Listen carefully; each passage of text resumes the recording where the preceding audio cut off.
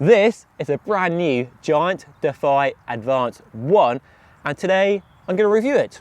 I've been riding it for the last few weeks on my local roads and for an event, a sportive for which this type of bike is designed for, the Fred Wotton last weekend, and the heels still fresh in my legs, I have to say.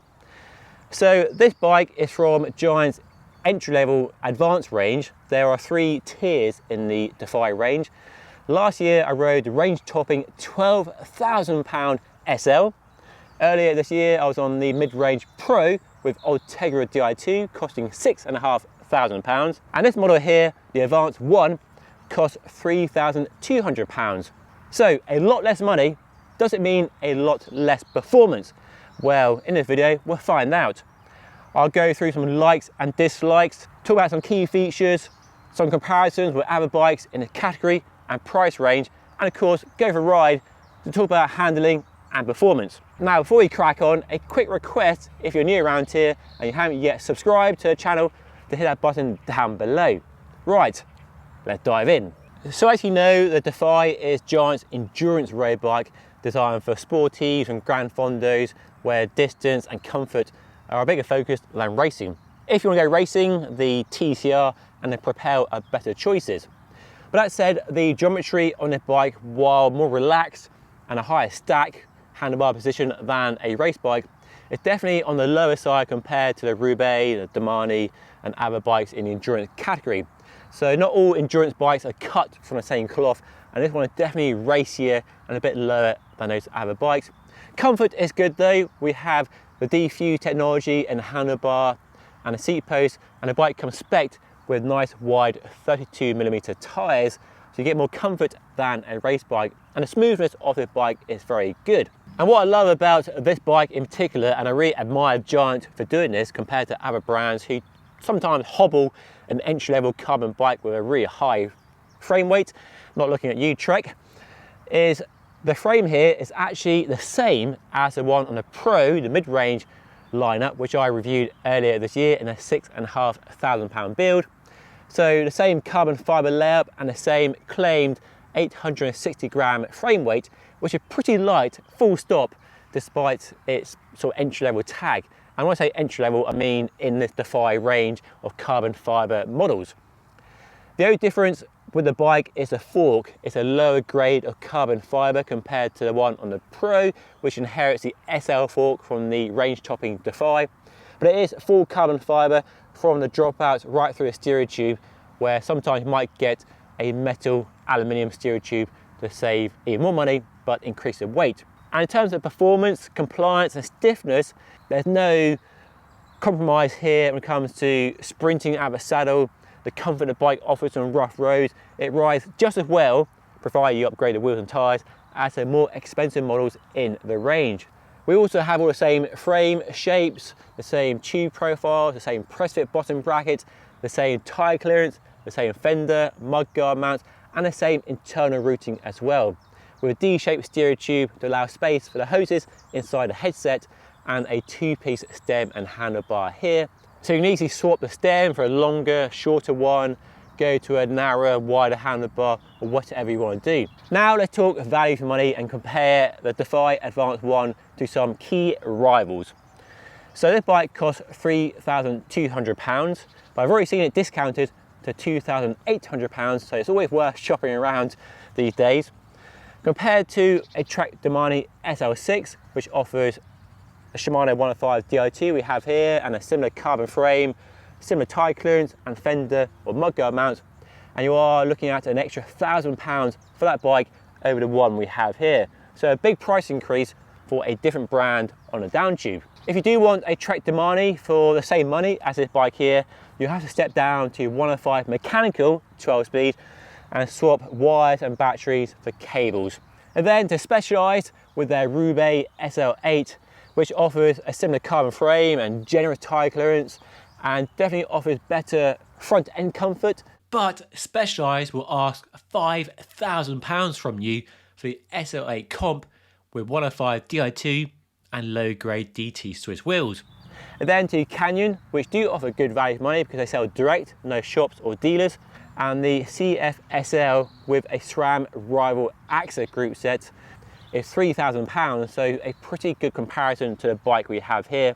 The downside to the Endurace is tyre clearance isn't as generous as the bike here, and there are no fender or mudguard mounts, but comfort in the saddle is definitely a bit better thanks to that unique VC LS split seat post, but you can't go to a shop and buy a Canyon like you can with a Giant here. So it does look like the Giant offers extremely good value for money compared to rivals.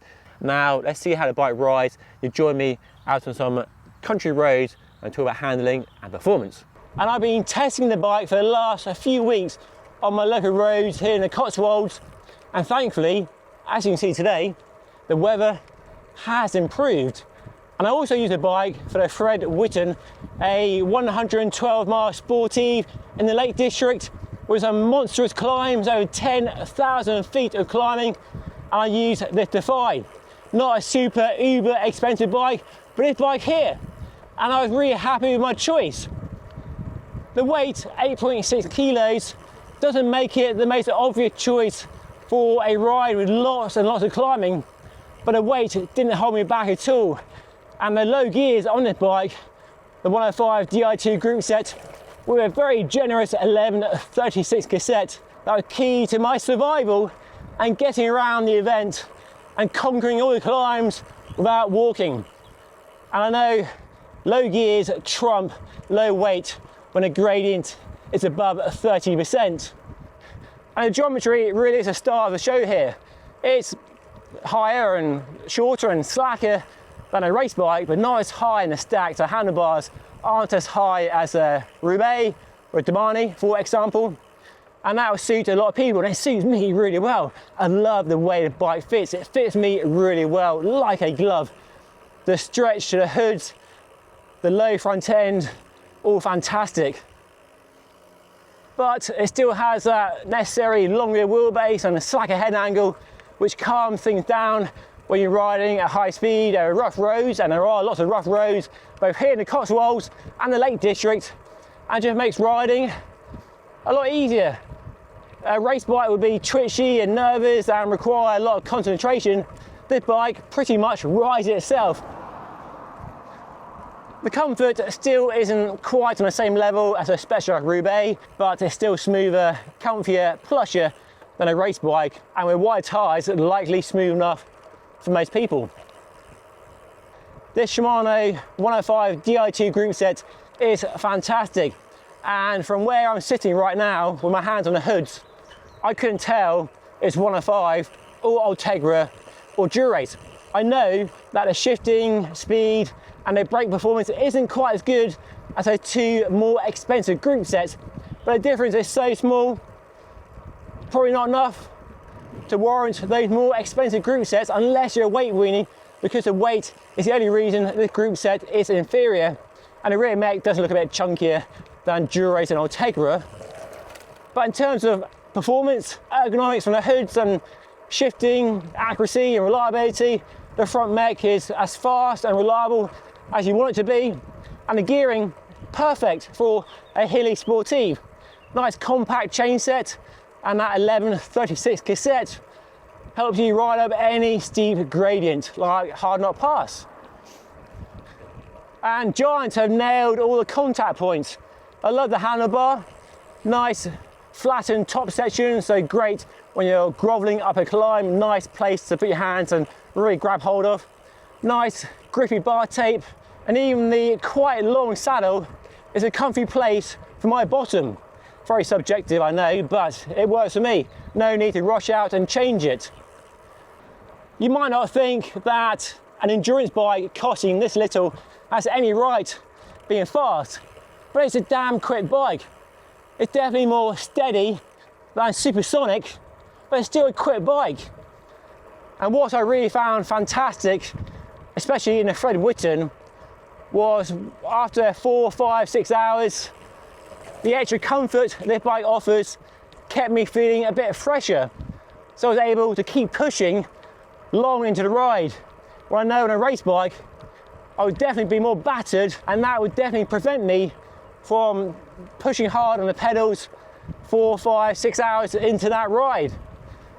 So the bike might not be as fast on a short ride, but over a long distance, the comfort, the geometry, I think makes a bigger difference than all the aero gains and the stiffness of a race bike. The only thing that really blunts the outright performance of this bike are the wheels. And I've been trying different wheels and tyres on this bike. So let me pull over, find somewhere not so windy to talk about the impact of wheels and tyres on this bike. And to help Giant hit the price it has hit with this bike, the wheels aren't fantastic. These are the same wheels, Giant's own wheels used across the entire Advanced range, from the cheapest to most expensive in this lineup, and they're okay. They're aluminium rims with nice round spokes, external nipples, reliable hubs, but they are quite heavy at about 2 kilos for the set. And then the tyres, Giant's own tyres, a 32mm wide tyre, which are nice and grippy and definitely durable with a nice tread pattern and good if you encounter gravel and dirt, but definitely feel a bit sluggish. So I want to see how the bike performs with a tyre and wheel upgrade. So I first changed the tyres to a Michelin Power Cup 28mm wide tubular tyre, which is a similar performance tyre to a Continental GP 5000 and a Pirelli P0. So a very high performance race tyre, a big upgrade from this fairly heavy but durable tyre. And the difference in speed was noticeable straight away. I didn't need a power meter, even though I had power meter pedals, or a clock to tell me that the bike was faster. Definitely felt speedier, more responsive, all the expectations you would have from a high quality race tyre, albeit at a trade-off in terms of outright comfort. Next up was weight. So as I mentioned, these wheels are quite heavy, at about 2 kilos for a pair, and also quite flexy. And I put some Shimano Ultegra carbon fibre wheels, so not a crazy expensive wheel set, but still a good wheel set with a carbon fibre rim, and that saved about 500 grams. And the weight saving with the wheels and tyres brought the bike down from 8.6 kilos as it is now to about 8 kilos, so a 600 gram saving. And with the new wheels and the tyres, the performance was greatly improved. Again, you don't need a clock to tell you how much better the bike was. Faster, more agile, a better responsiveness when you're climbing and sprinting. Just tracked better through the corners as well, thanks to the stiffer wheel set and a bit more aero from the slightly deeper section wheels as well. So wheels and tyres definitely are an area to find extra performance, and upgrading the tyres and all the wheels definitely extracts more performance and more speed from the bike and greatly improves the handling as well. And well, this got me thinking, are you just better off buying a more expensive Defy in the first place? Well, stepping up to the Pro range, the model with 105 Di2 and Giant's own carbon fibre wheels, the SLR 142, will set you back £4,700, so a big price increase for a bike with better wheels and tyres. You get the same frame, although you get a better fork on that bike, and I think there are a few other small specification differences, but a big price increase. And as I found, a simple upgrade of the wheels and tyres on the bike definitely brought the performance of the bike much closer to the pro level performance I enjoyed on that bike earlier this year. So a smart thing to do might be actually to buy this bike and then budget for a future upgrade of wheels and tyres of between £800 and £1,000, depending on what wheels and tyres you go for, and then get a bike that offers that level of performance but still costing you less than that £4,700 model, and you have some backup spare wheels and tyres which you can save for winter riding. Use these through the winter when the conditions are awful, and save those better wheels for summer when the conditions are nicer. So a bit of a dilemma, but do let me know what you think on this topic of buying a cheaper model and upgrading the wheels and tyres, or just buying a more expensive bike in the first place. And I have been impressed with just how much performance this bike offers given the price.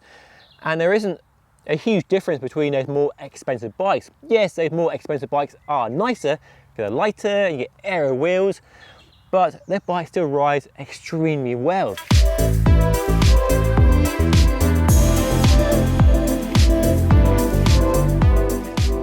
So should you buy the Giant Defy Advanced 1 or avoid it? Well, I think for value for money, it scores very highly indeed. The performance, ride quality and comfort are all very good too. The Shimano 105 Di2 group set is fantastic, and apart from a higher weight, works just as well as Ultegra and Durace above it. And the finishing kit on this bike is good too. And the only blemish really on the scorecard are the wheels and tyres, which are to be expected at this lower price point. Most manufacturers do put heavy wheels and tyres on these bikes to keep the price down. Because we have a carbon frame and a fork and electronic shifting and hydraulic disc brakes, and something has to give, unfortunately. So yes, it's a bike I can highly recommend, a big thumbs up. If you're looking for a road bike that's more relaxed than a race bike, and you have this sort of money to spend, it's definitely a bike you should consider and shortlist. And if you want to see a review of the more expensive Pro, watch the video right up here. And of course, don't forget to subscribe by hitting that button down there. But that is all for today, guys. Thank you so much for watching. I'll see you again very soon.